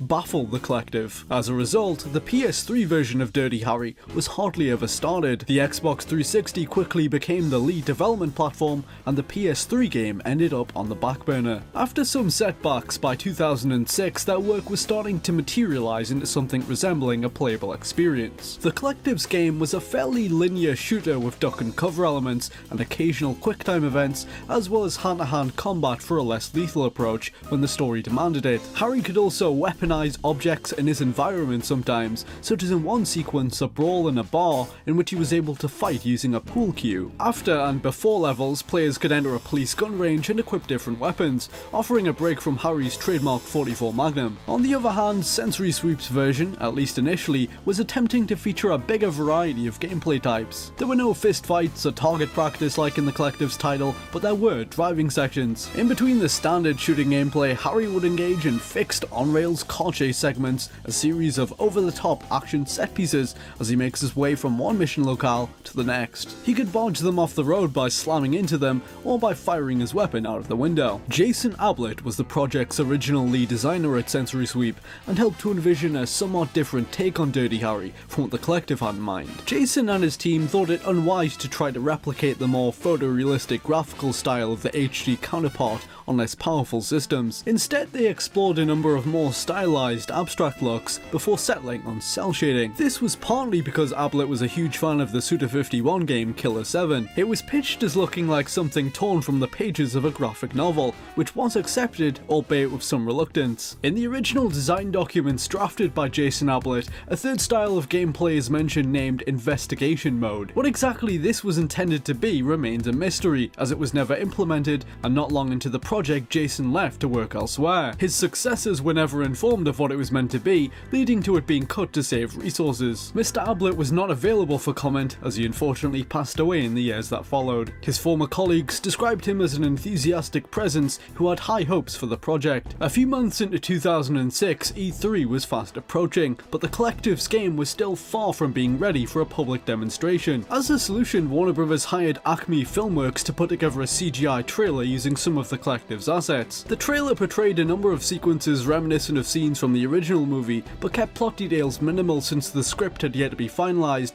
and Clint Eastwood had yet to record any lines for the game. The video instead recycled sound bites from the film series for Harry's brief amount of dialogue. The script for the game was being penned by Kelly Wand, whose previous credits included several video game adaptations such as Spider-Man 2. Thanks to documents leaked to me by former developers, extensive plot details are now known. The story was set between the first and second movies, Dirty Harry and Magnum Force. It began with Harry investigating a chain of brutal murders caused by an individual calling themselves the Gemini Killer. There's growing unrest among the citizens of San Francisco at the police's inability to apprehend the murderer. A local reverend, Carlton Clay, who would have been played by actor Lawrence Fishburne, steps forward to lead the outpouring of criticism against the city's mayor for failing to keep the public safe. Later on, he would have declared his bid for the mayoral candidacy with the intent of taking over from him and leading San Francisco in a new direction. Harry meanwhile delves into the dingy criminal underworld looking for answers, and learns that the Gemini Killer is nothing more than a pawn under the control of a shadowy figure known as the Scarab. From there, Harry chases down various leads as he investigates the Scarab and their ties to the mob to unmask this master of puppets. Throughout the story, Harry is aided by a robust cast of supporting characters. Leah Chen, portrayed by Lucy Liu, would have been his love interest, a worker at the mayor's office who assists him with his investigation. There were his fellow officers like returning character Lieutenant Al Bressler, whom Gene Hackman had signed on to play, and Harry's new partner, the feisty Maria Espinosa, the role of which had been given to Rosalind Sanchez. Other known actors on the cast included Keith David, Cole Hauser, Michael Biehn, Freddie Rodriguez, Joseph Ganascoli, Kristen Chenoweth, and Michael Chiklis. The game featured a slightly morbid running gag throughout it, in which a number of Harry's partners are abruptly killed. It's possible this was done in reference to the second Dirty Harry film Magnum Force, in which Harry does mention that multiple partners of his have died while in his company. Approaching the third act, Harry interrogates an associate of the mob, who alludes to the possibility of the mayor himself somehow being the Scarab. Harry, alongside Maria, returns to City Hall to confront him. When they arrive, however, they find the building under siege from Reapers, the henchmen of the Scarab. The two detectives fight their way inside and find that Leah Chen has vanished. The mayor, meanwhile, has taken his political opponent Reverend Clay at gunpoint inside his church. Harry and Maria head over there and eventually discover Mayor Coletti holding a gun to Clay. As they watch on, Clay suddenly pulls out a gun and shoots him in the head before firing at Harry and Maria. Clay escapes, getting into a limo surrounded by a convoy of armed Reapers. They've also taken Leah Chen hostage. It transpires that Clay himself is the Scarab and that he's been perpetrating acts of terrorism around the city, including the Gemini killings, to weaken the mayor's foothold and gain control of the city for his own nefarious gains. A car chase ensues, which would have been playable in Sensory Sweep's version of the game and restricted to a cutscene in the collectives. This sequence would have ended with them pursuing Clay's convoy over the Golden Gate Bridge. At one point, Harry's car rolls over, a violent crash which claims Maria's life. A vengeful Harry then kills Clay's right-hand man Rivers, but not before he divulges the location of their base of operations, Alcatraz. Harry commandeers a media helicopter and flies over to the island. In the last level, Harry battles through a barrage of Reapers fortifying Clay's stronghold at the old prison. Inside, he reaches a landing platform where he finds Clay holding Leah hostage with an explosive belt around her chest. Harry quickly shoots him, sending him reeling into the helicopter behind him, dropping the detonator. The two face off as Clay rains bullets down on him from the chopper. Eventually, Harry is able to free Leah of the explosive belt and hurl it inside Clay's helicopter. A final quick-time event would have seen Harry grab the detonator as Clay tries to target him. He activates the belt, ending his reign of terror in a burst of flames. In comparison with the Dirty Harry movies, the video game was set to amp up the action to the nth degree. In keeping with this direction, the collective version eventually gained the working title of Dirty Harry Extreme. Much of this, however, was never truly realised. The collective was plagued by what some former developers describe as a creative crisis. The game struggled to break new ground. It was a straightforward cover shooter that was never able to find its unique selling point, something wholly original that would help it stand out. They strive to make playing as Harry feel grounded and realistic, a well-intentioned choice, yet one that restricted them severely with what they could do. As the project entered 2007 and many of the assets for environments and characters were falling into place, the designers had still yet to resolve this. Ex-members of the collective claim that one major issue that caused this was their lead designer apparently dismissing any and all ideas that came from outside the design team. Had they been successful in inventing interesting mechanics on their own terms, this would have been easily forgiven, but it was felt by a growing number of people within the company they had not been. The downfall of the collective's Dirty Harry came towards the start of 2007. By this point, it was fairly far along. A majority of the raw assets were made, and certain levels were well into prototyping, such as the opening mission in which Harry prevents a bank heist. Former developers claim that the order for cancellation came from Malpaso Productions. After checking in on the project, representatives of Clint Eastwood's company weren't satisfied with the way it was progressing and revoked their access to the rights. Eastwood himself is said to have been determined to see it finished, interested in the possibility of a new Dirty Harry story and the chance to revisit the role. His enthusiasm for the project wasn't enough to save it, however, as his advisors recommended cancelling it to protect the property, and that's exactly what happened. It all went south right before the actor was ever able to record any of his dialogue. In the final months, WBIE's senior vice president Jace Hall and developers from Monolith Productions were drafted in to help manage the project and hopefully change its fortunes. Ultimately, even this attempt to inject a stronger leadership wasn't enough. The failure of Dirty Harry Extreme caused the developer to effectively be dismantled dismantled. Their parent company Foundation 9 laid off around 30 of its staffers before merging what remained with Shiny Entertainment,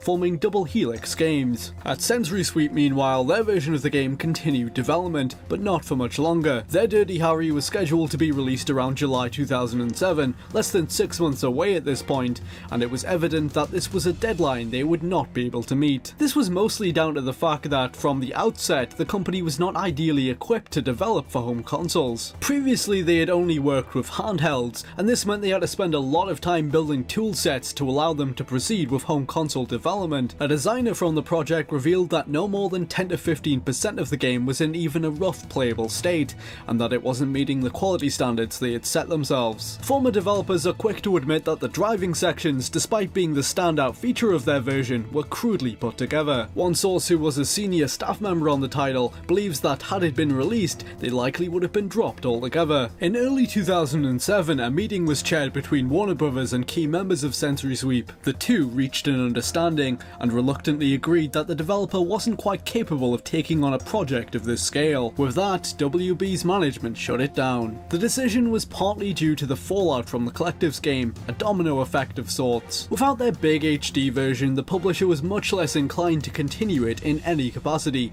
although that reason really was just the tip of the iceberg. Focus testing conducted by Warner Brothers revealed a definite lack of appreciation for Sensory Sweep's art style of choice. There was also the matter of just how creatively stagnant the whole project had become. Numerous senior employees had left over the course of development, including a lead designer. Some former workers believe it simply passed hands a few times too many, leaving the game meandering without a solid direction. These factors, mixed with how severely far behind schedule it was, spelled doom for the last remaining form of the Dirty Harry video game. With a budget of around $4.1 million, the loss of the contract hurt Sensory Sweep financially, but it was able to limp on for some time after that. What could have set an exciting precedent for Hollywood actors transitioning into video games instead humbled each studio it touched. Former workers of both Sensory Sweep and the Collective say that the game always had the potential to be something special, but even they admit the wrong companies were chosen for the task. The outcome was years of development rife with problems, leaving us with nothing more than one of the more infamous cases of cancelled video games.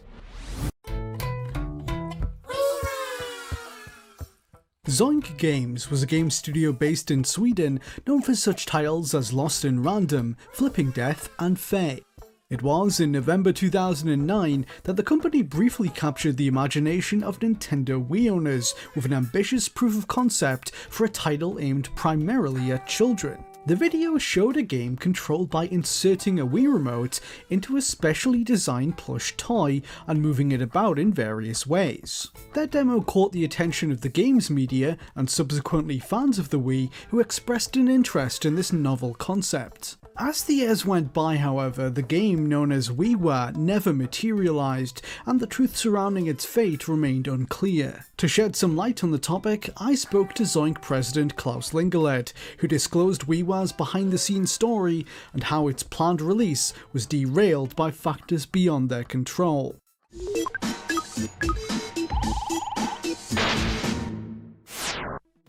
Klaus Lingeled's involvement in the games industry began in the 1990s when he worked as a freelance artist on various projects before eventually joining Shiny Entertainment in 1997. Shortly after the turn of the century, during early work on Enter the Matrix, Klaus was growing weary of traditional game development and departed Shiny of his own accord. His research into the possibility of opening his own studio in the US didn't get far, as he encountered a number of potential roadblocks, such as visa complications. With that in mind, he left the country entirely in 2001, returning to his native Sweden to start over and form a new limited company named Zoink. This was envisioned by him as an independent game studio that would serve as his primary creative outlet. Zoink's early attempts at game development faced difficulties of their own, however. Their first major project was The Call Gang, an original 3D action-adventure game for Xbox, which was given the green light to production by Unique Game Development Studios. But when financial troubles hit the publisher in 2004,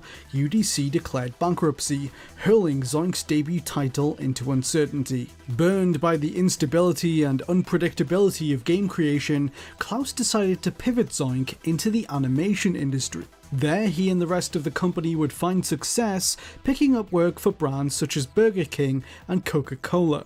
It wasn't until later into the decade that Zoink's founder would rediscover his creative spark for the interactive medium with the advent of the Nintendo Wii. Its unique controller opened up many new possibilities for Klaus and his team, prospects made only more enticing by a gold rush of companies cashing in on its burgeoning success. A small German startup named Pixarnaut stepped up to pay for the remainder of the Core Gang's development, reviving it for the Wii in 2008. It was during work on this unlikely resurrection that Klaus began to conceptualize his next original IP. After becoming a father in the mid-2000s, Klaus drew inspiration for his next game from observing the behavior of his young son.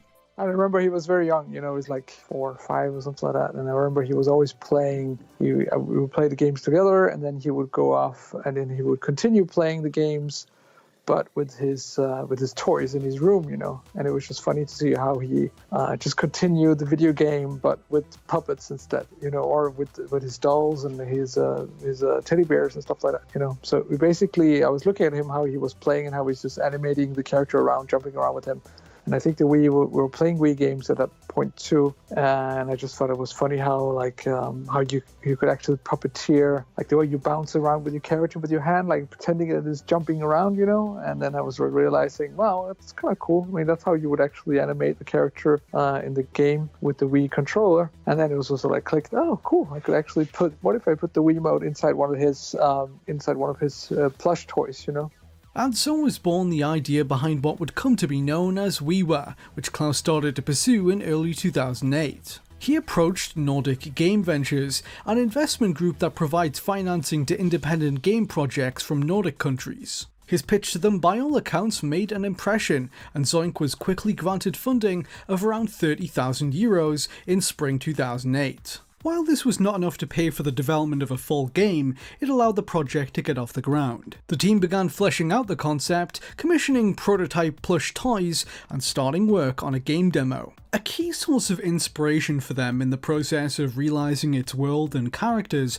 was the claymation adventure game, The Neverhood. This can be observed from the appearance of the titular main character Wiiwaa, which has some similarities to The Neverhood's protagonist, Clayman. The original plush for the game, however, featured a different design according to Klaus. Players were once intended to insert the Wii Remote into its nose, with the tip of the controller protruding out slightly. This would have enabled players to use the remote's infrared pointer to interact with the game, but the concept was quickly abandoned after testing. We tested it on kids, and we saw kids were just grabbing it and they would just slam it in the floor. And of course, because the Wiimote wasn't protected, they would actually break the Wiimote. So we decided, okay, we really need to put it inside so it's very protected, The structure of the title was that of an adventure game, with a variety of mini-games encountered along the journey. The toy could be stood upright on the floor, and the player would have to wobble them left and right to waddle Wiiwaa down fixed pathways in the game. Mini-games or alternate routes could be encountered regularly, and the player would gesture the toy either upside down or on its side to select them. Zoink experimented extensively, finding the strengths and weaknesses of the Wii Remote's motion sensors to narrow down what was really possible. It's because of that the plush toy opened the door to modes of interactivity that usually went unexplored with the lone Wii Remote. For instance, the player could bounce the creature up and down by grabbing onto its springy ears. Zoink had developed ways of determining the length of the bounce by measuring the remote's accelerometer. These ideas were pushed even further by a gameplay concept that had the player throwing the toy upwards. When the remote was tossed into the air, Klaus told me, its accelerometer position would return to 0, meaning Zoink could detect how long the plush was airborne for and build a minigame around just that. Players would toss the character upwards, and the game would replicate this, challenging them to time their throws to collect items in the sky. In another minigame, Wiiwaa must sneak into a cave inhabited by a dangerous monster trying to sleep in order to steal his treasure. Players would hold the toy upright to cause the character to sneak forwards deep into his lair, but every so often the creature would break from his slumber. The player would have to then quickly lay Wiiwaa face down, which would make the in-game character go prone and avoid alerting the enemy. The game was also planned to feature a unique physical reward system reminiscent of a scout club. A set of pins was going to be included in the box, and upon reaching a certain milestone in the game, players would be prompted to attach a particular pin to their Wiiwaa plush as a reward.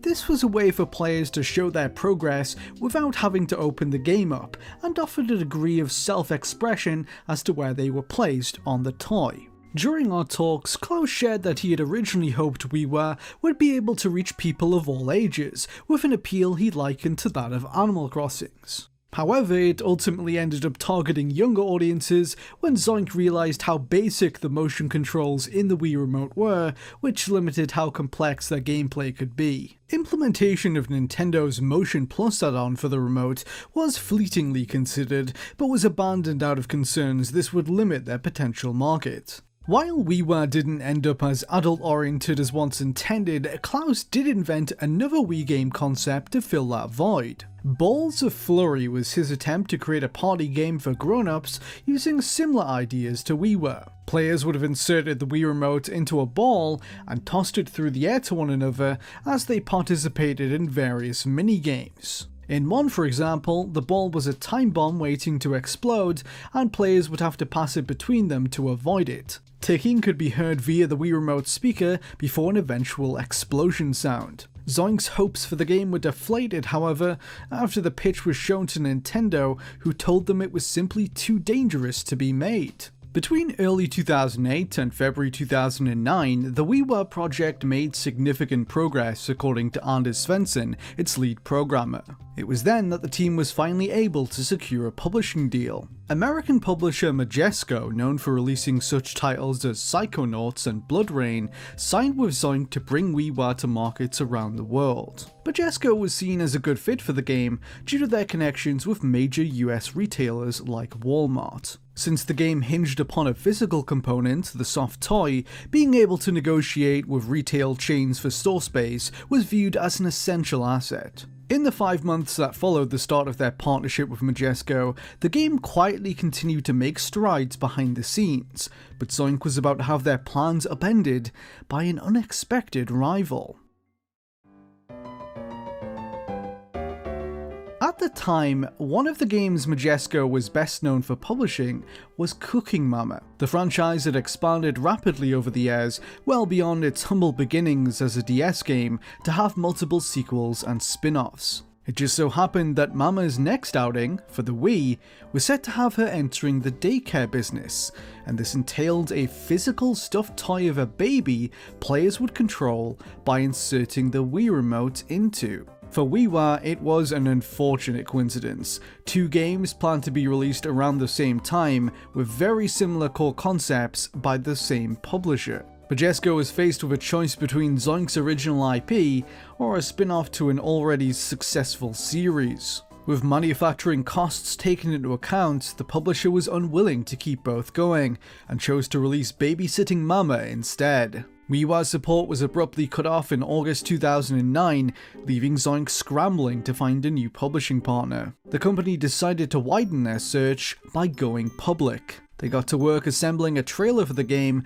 designed to grab the attention of players and publishers alike. The video was released on their website in early November 2009 and soon got the game's media talking, but not entirely for the reasons they had hoped. The original version of the trailer they posted showed the child player demonstrating how to insert the Wii Remote via the bottom of the soft toy.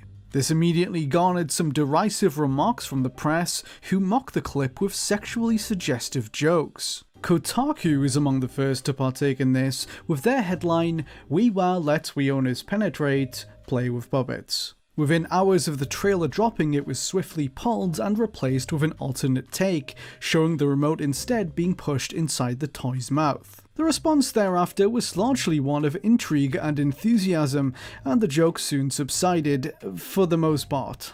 Up until now, the original trailer was considered lost media, but I was able to obtain a copy of it during my research. The second version of the video gained around 180,000 views within a couple of months, and eventually did lead Zoink to finding a distributor willing to take the game on, according to Klaus. Wiiwaa's bumpy road to release wasn't over yet, however. One major barrier the project ran into during development was getting approval from Nintendo. Their strict rules for games with controller add-ons were such that if a developer created a game for the Wii which required the associated peripheral, they would need to personally inspect both. Klaus feared that this process had the potential to drag out for a very long period of time and could ultimately risk the whole venture if Nintendo rejected it. To avoid this entirely, Zoink argued that the game could be played without the toy. They also drew plans to sell the toy as a separate item to the game, but have the two placed next to each other on store shelves. The two combined were expected to be priced around $40.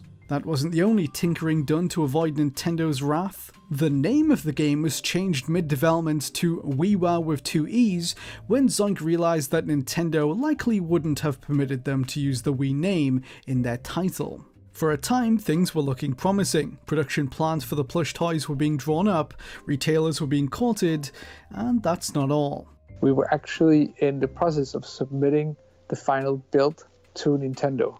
So that means, if you understand this, basically means we had the game was totally finished. Really? Yes, the game was all finished.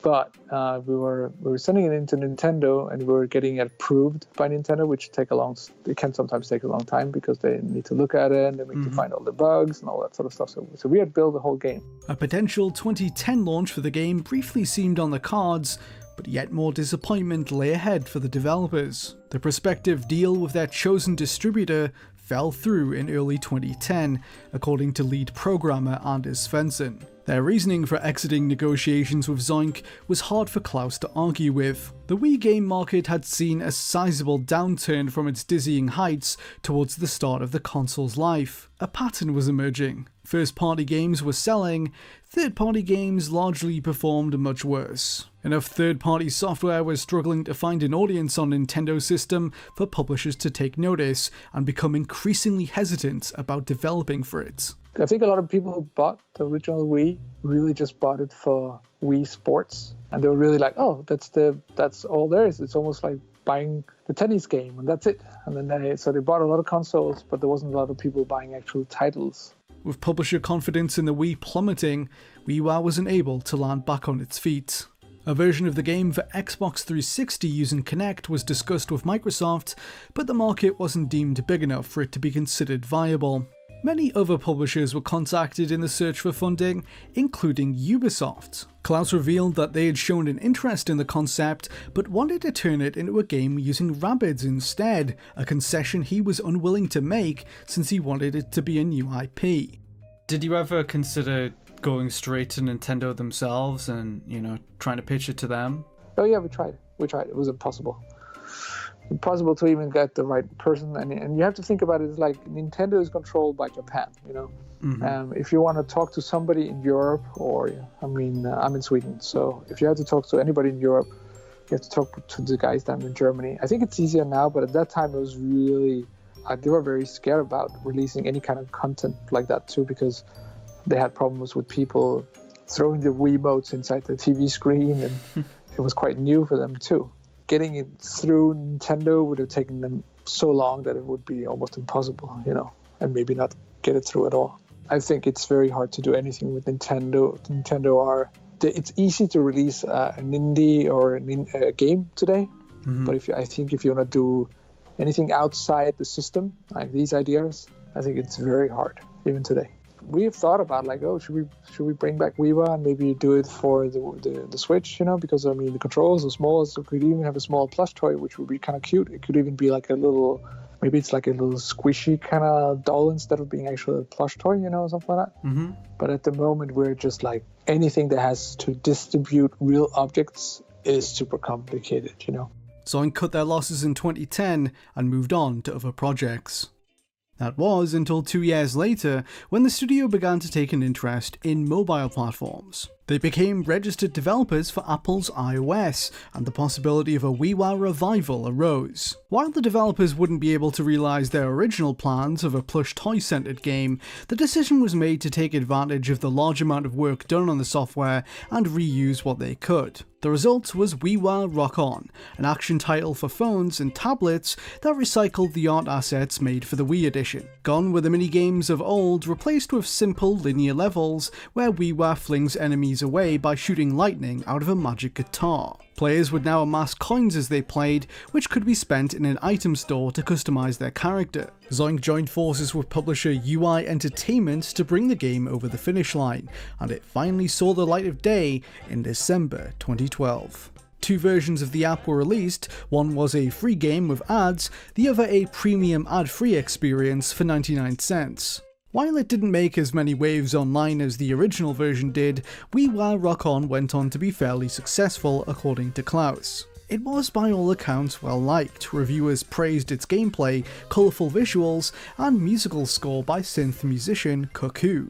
Following close to 5 years of on and off development, Zoink was finally able to release their work, but the idea of a plush toy game continued to linger on for some time after that. Klaus shared that he had given some thought about attempting a Wii U version via crowdfunding, but the system's commercial failure cautioned him against it. Further considerations were made for Nintendo's handheld at the time, the 3DS. Klaus experimented with the device, creating a plush toy into which the handheld could be inserted to form an interactive experience he likened to a Tamagotchi. This, however, never went on to become a full game. The original Wiiwaa never saw an official release, but the creativity that went into it is something Klaus remains proud of.